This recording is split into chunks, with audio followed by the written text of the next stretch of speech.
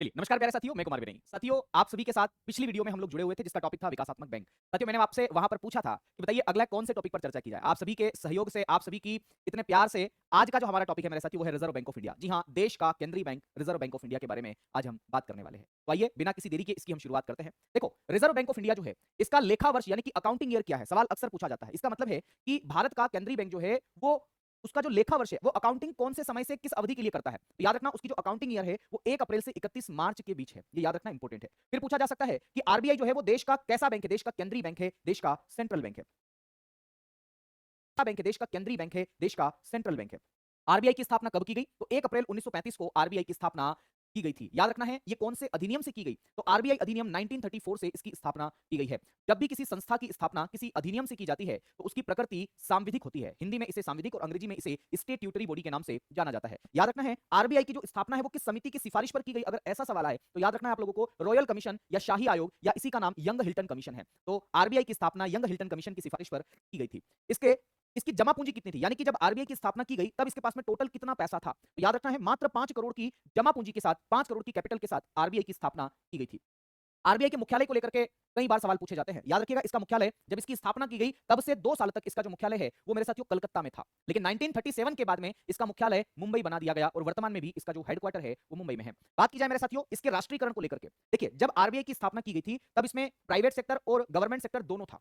लेकिन अब चूंकि किसी भी संस्था में जब निजी क्षेत्र सम्मिलित होता है तो डेफिनेटली वो कहीं ना कहीं लाभ कमाने के उद्देश्य से कार्य करेगा या उसकी भावना लाभ कमाने की रहेगी। तो भारत सरकार के द्वारा इसका राष्ट्रीयकरण किया गया। ये प्रश्न कई बार कई दफा पूछा गया है। कब किया गया? 1 जनवरी 1949 को इसका राष्ट्रीयकरण किया गया। इसके प्रतीक चिन्ह या लोगो के रूप में क्या देखा जाता है? तो याद रखिएगा इसका जो प्रतीक चिन्ह है वो बंगाल टाइगर है और ताड़ का पेड़ है। ताड़ के पेड़ को अंग्रेजी में पाम ट्री के नाम से जाना जाता है। आपने देखा होगा एक लोगो है ना, जिसमें बंगाल टाइगर और ताड़ का पेड़ बना हुआ है। ये इसका एक प्रतीक चिन्ह है।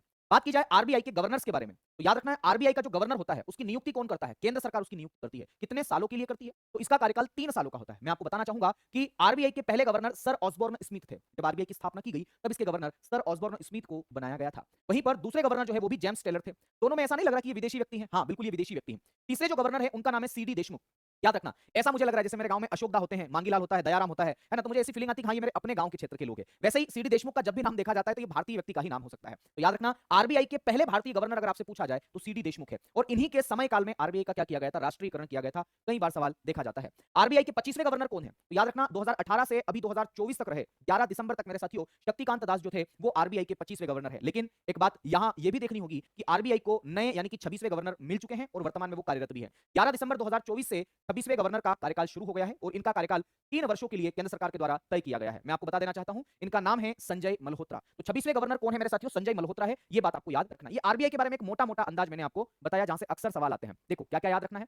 आरबीआई की स्थापना 1 अप्रैल 1935 कौन से अधिनियम से? आरबीआई अधिनियम 1934 से। आ गई बात समझ में? इसका मुख्यालय कहां पर है? वर्तमान में मुख्यालय इसका मुंबई में है, लेकिन जब इसका मेरे साथियों स्थापना की गई थी तब इसका मुख्यालय कोलकाता में रखा गया था। वहीं पर अगर बात की जाए आरबीआई की जमा पूंजी कितनी थी? तो 5 करोड़ रुपए की जमा पूंजी के साथ इसकी स्थापना की गई थी। आरबीआई का राष्ट्रीयकरण कब किया गया? 1 जनवरी 1949। आरबीआई का अकाउंटिंग ईयर कौन सा है? 1 अप्रैल। जब इसकी स्थापना हुई तभी से इसका अकाउंटिंग ईयर मान लो 1 अप्रैल से 31 मार्च तक इसका अकाउंटिंग ईयर है। गवर्नर्स की बात करें तो मैंने आपको ये सारी बातें बताई। अब देखो आरबीआई के ना कुछ फंक्शंस हैं। तो आरबीआई चूंकि देश का केंद्रीय बैंक है, सेंट्रल बैंक है, तो सेंट्रल बैंक के रूप में इसके कुछ फंक्शंस हैं और आरबीआई चूंकि देश की इकोनॉमी को बढ़ाने का प्रयास करता है तो डेवलपमेंटल फंक्शंस भी इसके कुछ हो सकते हैं। हम बात करते हैं एज अ सेंट्रल बैंक जो है इसके क्या-क्या फंक्शंस हैं। आइए जरा चर्चा कर लेते हैं।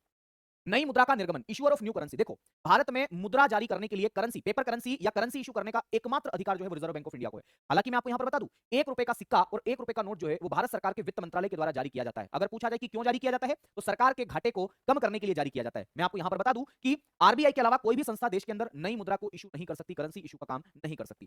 दूसरा इसका कार्य सरकार का बैंक, ये राज्य सरकार और केंद्र सरकार दोनों का बैंक है। अगर किसी राज्य सरकार यानी कि मोहन यादव जी हो गए, योगी आदित्यनाथ जी हो गए, है ना, या मेरे साथियों कोई भी राज्य सरकार की मैं बात करूं या फिर देश के केंद्रीय सरकार यानी कि मोदी जी हो गए, अगर इनको कभी भी लोन की आवश्यकता पड़ती है, ऋण की आवश्यकता पड़ती है तो ये आरबीआई का दरवाजा खटखटा सकते हैं। लेकिन अगर मैं या मांगीलाल या गंगाराम अगर आरबीआई का दरवाजा खटखटाएंगे तो आरबीआई हमें लोन देने से मना कर देगी। तो आरबीआई जनता का बैंक नहीं है, सरकार का बैंक है। आ गई बात समझ में? दूसरी बात, आरबीआई बैंकों का बैंक है, बैंकर्स बैंक आप इसे कहते हैं। जब भी किसी निजी क्षेत्र के बैंक को या नेशनलाइज्ड बैंक को, जैसे bank of India, yes bank, SBI वगैरह वगैरह जितने भी बैंक हैं मेरे साथियों, उन बैंकों को जब भी पैसों की आवश्यकता पड़ती है आरबीआई का दरवाजा खटखटा सकते हैं और आरबीआई उन्हें लोन दे देगा। लेकिन मेरे दोस्तों फिर वही बात है, आरबीआई जनता का बैंक नहीं है, इसलिए मैं दरवाजा खटखटाऊंगा तो लोन नहीं देगा। वहीं पर बात करें आरबीआई जो है वो नए बैंकों को लाइसेंस देगा। बिल्कुल, अगर मैं बैंक खोलना चाहता हूं तो मुझे लाइसेंस वो देने की सुविधा देगा कि भाई आप लाइसेंस दे दी, आपको लाइसेंस चाहिए। हाँ, अगर मैं काम नहीं करूंगा ढंग से बैंक खोलने के बाद तो आरबीआई मेरा लाइसेंस रद्द भी कर सकता है। आपने हाल ही में पेटीएम पेमेंट बैंक के बारे में सुना होगा जिसका लाइसेंस रद्द किया गया था।